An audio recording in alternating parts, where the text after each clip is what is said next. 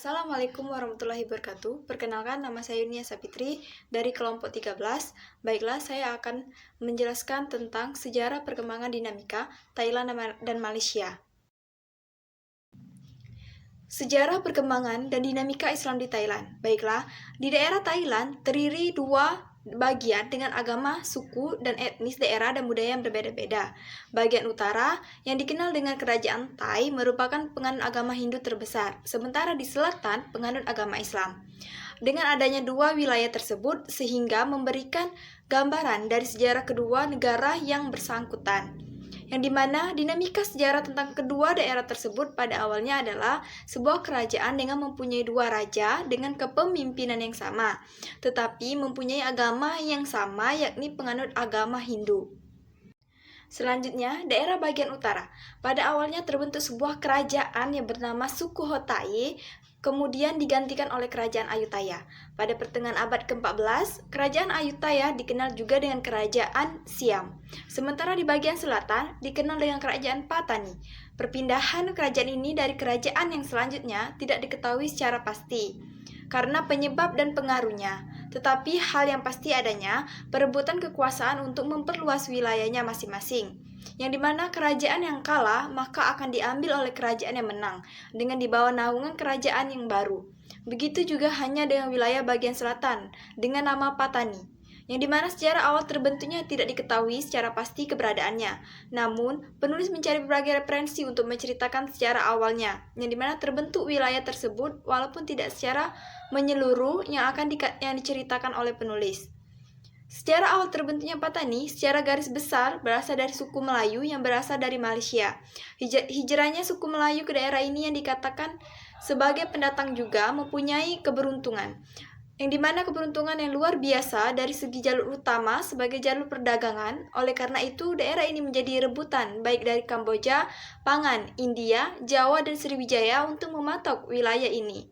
Namun kerajaan yang paling besar menginginkan Patani adalah Thai, sehingga usaha dan upaya terus dilakukan. Selanjutnya, kondisi pemerintahan di Thailand pada tahun 2004. Bertepatan pada bulan April, pada masa kepemimpinan Thaksin Shinawatra, insiden berdarah telah terjadi, sehingga mengakibatkan 30 pemuda muslim tewas di Masjid Kruse. Peristiwa keji terjadi yang kedua kalinya pada bulan Oktober 2004 yang mengakibatkan 175 tahun pejuang muslim Takbai meninggal dunia akibat dijejalkan militer Thailand dalam sebuah truk dengan kondisi tangan di belakang. Pada perkembangan musim Patani antara 2004 sehingga Mei 2007, periode ini sangat urgen, tidak hanya karena banyaknya korban dalam kurun waktu. Setidaknya 2.000 korban meninggal, sehingga di penghujung tahun 2008, Thailand ingin memiliki Perdana Menteri baru yang diharapkan dapat membawa angin perubahan. Dengan rezim barunya harus berjuang keras mencari alternatif dalam menangani masalah konflik Thailand Selatan. Rupanya perdamaian Aceh atau Gerakan Aceh Merdeka menjadi model upaya perdamaian dan rekonsiliasi di Thailand Selatan, yang dimana identitas lokal di Thailand Selatan lebih dekat dengan Kelantan dan Kedah Malaysia. Masyarakat secara tradisional lebih memilih menggunakan bahasa Melayu dibandingkan bahasa Thai, yang digalakkan oleh pemerintah pusat sebagai bahasa resmi negara. Keterpaksaan ini dirasakan masyarakat Melayu Muslim di Thailand Selatan selama puluhan tahun. Penggunaan bahasa Thai diwajibkan oleh pemerintah, baik itu di kantor kerajaan pemerintah, sekolah, dan media. Dan ternyata strategi pemerintah Thailand memang membuahkan hasil. Dalam waktu sekitar 50 tahun, banyak generasi muda Melayu Muslim lebih suka berbahasa Thai dibandingkan bahasa Melayu, baik di sekolah maupun di pergaulan sehari-hari. Tetapi mereka dipaksa keluarga untuk berbicara dalam bahasa Melayu ketika mereka berkumpul di lingkungan keluarga. Baiklah, ada yang bertanya kepada kelompok kami, yaitu kapan Islam masuk di negara Thailand dan bagaimana perkembangan Islam di Thailand. Yang saya ketahui, Islam masuk di Thailand diperkirakan sekitar abad ke-10 atau ke-11 dibawa oleh pedagang Arab dan India. Dan berkembangnya, Islam pernah berkuasa di wilayah Patani sejak berdirinya kerajaan Islam Patani abad ke-14 sampai sekarang. Baiklah, itu saja yang dapat saya sampaikan. Saya akhiri. Wassalamualaikum warahmatullahi wabarakatuh. Thailand merupakan negara yang penduduknya minoritas Muslim karena mayoritas penduduk di sana beragama Buddha. Meskipun penduduk muslimnya minoritas, tetapi di Thailand memiliki lembaga-lembaga atau kelompok yang kuat dan aktif. 4 kelompok gerakan Islam yang kuat dan aktif adalah: 1. Golongan tradisional yang sangat berpengaruh di selatan. 2. Golongan ortodoks yang menerbitkan majalah Rabita. 3. Golongan modernis yang menerbitkan jurnal Al-Jihad. 4. Golongan Kula Raja Montri. 66 yang disponsori oleh pemerintah. Adapun kelompok-kelompok yang beragam dari organisasi separatis mengaku beroperasi di Provinsi Melayu. Muang Thai Selatan terdiri atas 1. Barisan Nasional Pembebas Petani atau BNPP. Kelompok ini didirikan oleh seorang aristokrat Melayu.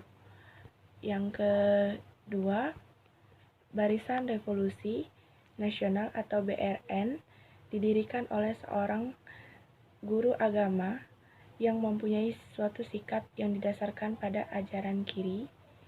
Dan yang ketiga itu kelompok Sabilah atau Jalan Allah, merupakan kelompok berbasis kota yang muncul selama demonstrasi besar yang dilakukan Patani di akhir tahun 1975 dan awal 1976.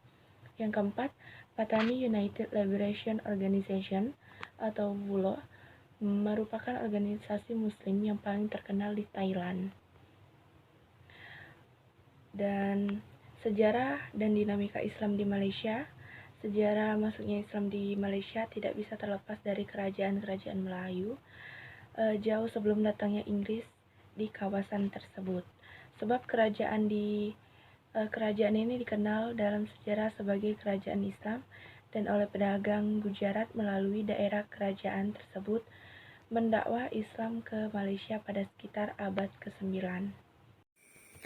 Selanjutnya, faktor perlombaan penyebaran Islam. Kepulauan Nusantara berangsur-angsur menerima perubahan akibat pengaruh yang dibawa oleh Islam di samping perkembangan pesat perdagangan dengan luar negeri. Kemasyhuran itu menarik minat bangsa barat, terutama orang-orang Portugis, melakukan imigrasi ke daerah ini. Pada tahun 1498 Masehi, Vasco da Gama berjaya mendapatkan India. Dengan itu mereka menyerang kapal-kapal Islam di Mesir. Pola pertama melalui jalur perdagangan dan ekonomi yang melibatkan orang dari berbagai etnik dan ras yang berbeda-beda bertemu dan berinteraksi, serta bertukar pikiran tentang masalah perdagangan, politik, sosial, dan agama. Kedua, bagi pengembangan lagi dakwah Islamiyah, perkawinan juga dapat memainkan peranan secara lebih mantap dan berkesan. Perkawinan yang biasa berlaku di sini dalam periode permulaan Islam ialah perkawinan antar saudagar Islam dengan gadis-gadis pribumi, terutama putri-putri di kalangan istana dan pembesar-pembesar negeri. Begitu juga perkawinan antar seorang raja dengan putri-putri raja di negeri jiran atau di negeri yang ditaklukinya. Kedua, struktur perkawinan itu merupakan faktor pembantu dalam menyebarkan Islam di daerah ini. Selanjutnya yang ketiga, memasuki awal abad ke-20, bertepatan dengan masa pemerintahan Inggris, urusan-urusan agama dan adat Melayu lokal di Malaysia di bawah koordinasi sultan-sultan, dan hal itu diatur melalui sebuah departemen, sebuah dewan atau kantor sultan. Yang selanjutnya, kebangkitan Islam di Malaysia. Pengalaman Islam menjadi lebih tampak jelas, terutama setelah kebangkitan Islam di Malaysia yang terjadi pada tahun 1970-an dan mencapai puncak pada tahun 1980-an. Kebangkitan Islam di Malaysia terlihat jelas pada upaya Muslim Malaysia untuk mengamalkan ajaran Islam secara lebih serius, seperti aktif sholat berjamaah di masjid, menghampiri wirid pengajian, banyak beramal soleh, mengucapkan salam bila bertemu, berhati-hati dalam memberi makanan agar tidak termakan pada yang haram, memakai busana Muslim seperti jubah, jilbab dan baju kurung, dan telekung bagi wanita, memakai sarung sorban dan peci atau pakaian yang lain yang mencirikan ketaatan sebagai Muslim. Gerakan kebangkitan Islam juga terlihat di kalangan mahasiswa di kampus-kampus Malaysia. Di kalangan mahasiswa terdapat kelompok-kelompok pengajian yang dikenal dengan dakwah. Mereka secara aktif mengadakan pengajian, puasa puasa bersama, sholat malam bersama, dan tidak jarang juga mengadakan zikir dan renungan malam bersama. Sementara mahasiswa-mahasiswa di Universitas Malaya dan Universitas Kebangsaan Malaysia membentengi identitas mereka dengan menggabungkan diri pada gerakan-gerakan dakwah seperti ABIM, Darul Arkam, dan Jamaah Tabligh, maka mahasiswa yang belajar di luar negeri karena merasa goncangan kultural dan keterasingan dilatar belakangi oleh pendekatan dan pandangan internasionalis posis yang umum tentang Islam. Sementara mahasiswa antar Malaysia membutuhkan persiapan untuk perjuangan Islam di Malaysia setelah kembali. Di awal tahun 1975, dua organisasi Islam baru yang lebih militan terbentuk di kalangan mahasiswa di London, yaitu Suara Islam dan Islamic Representations Council atau IRC.